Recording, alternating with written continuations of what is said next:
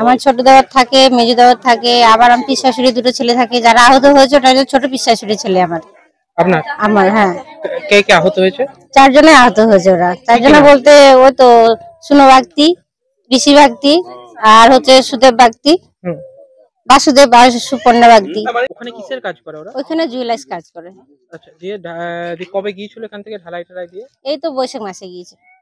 কি শুনলেন যে হচ্ছে এখানে কি শুনলাম, সকালবেলায় উঠে 6টার সময় পাড়ার একজন আসলো, এসে বললো যে এরকম জয়পুরে বিল্ডিং ভেঙে পড়েছে।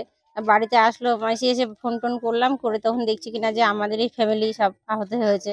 দিয়ে প্রথমে মৃত্যু খবর আসলো, দিয়ে তারপরে আবার পরক্ষণে ফোন লাগালাম, দিয়ে যখন বলছে কিনা যে মৃত্যু হয়নি, সব হসপিটালে ভর্তি আছে, তো একটু একটু সব জীবন বেঁচে আছে। আর একটা ফ্যামিলি আহত হয়েছে 2 জনের। আপনাদের ফ্যামিলির কজন আহত? আমাদের ফ্যামিলির 4 জন এখন আহত হয়নি, এখন মানে ওরা আছে মানে আহত, তারা আহত? হ্যাঁ, তারা সবকিছু মানে আহত মতনই আছে, ধুকধুক করছে 4 জনাই একদম। আর যারা হচ্ছে গিয়ে ওই বাড়ির ওরা কি মারা ওরা গেছে? 2 জনা মারা গেছে। আপনার স্বামী কোথায় কাজ করে? জয়পুরে। মানে ওই কাছাকাছি? হ্যাঁ, কাছাকাছি। কিসের কাজ করতে গিয়েছো ওখানে? সোনার উপর কাজ করে। আপনাদের এই ফ্যামিলি 3 ভাই ওইখানে কাজ করে? হ্যাঁ। কেন এখানে কোনো কাজ নেই? না, এখানে কোনো কাজ নেই। হ্যাঁ, ওরা 3 ভাই থাকে ওখানে। ছোটটা ওর ফ্যামিলি নিয়ে গেছে, আর বড়টা গেছে, মেজোটা গেছে। না, আপনার স্বামী ওখানে আছে? হ্যাঁ। আজকে কি শুনলেন আপনারা এখন? আমি সকাল 6টার সময় শুনেছি যে এরকম তারা বিল্ডিং ভেঙে পড়ে গেছে, তো ওরা সব চাপা পড়ে গেছে।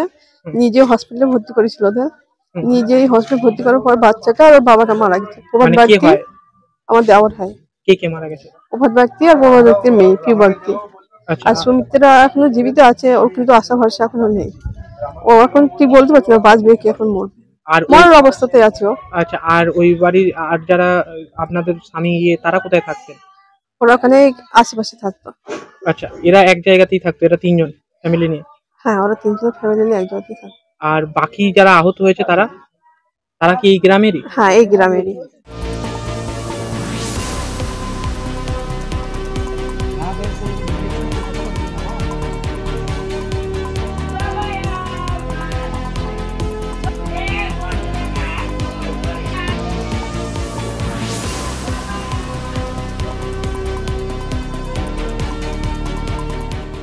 ঠিক মেয়ে এবং পুরো ফ্যামিলি নিয়ে তাদের ঘরে যেতে হয়েছে, কারণ মেয়ের পড়াশোনা থেকে শুরু করে সমস্ত কিছু আছে সেখানে।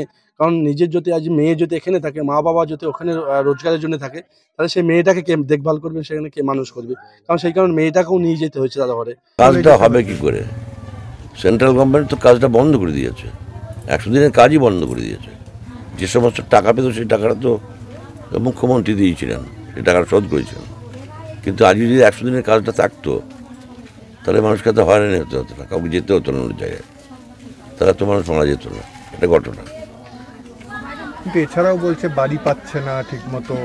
বাড়ি যতজনের ছিল মোটামুটি সবাই পেয়েছে।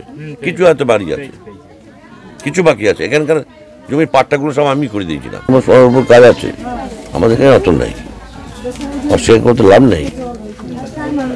ওখানে সব এক একজনের 5 ভরি 7 ভরির গয়না বানায়, এখানে তো কেউ বানাতে পারে না। ফলো করুন সংবাদ প্রতিদিন ডিজিটাল।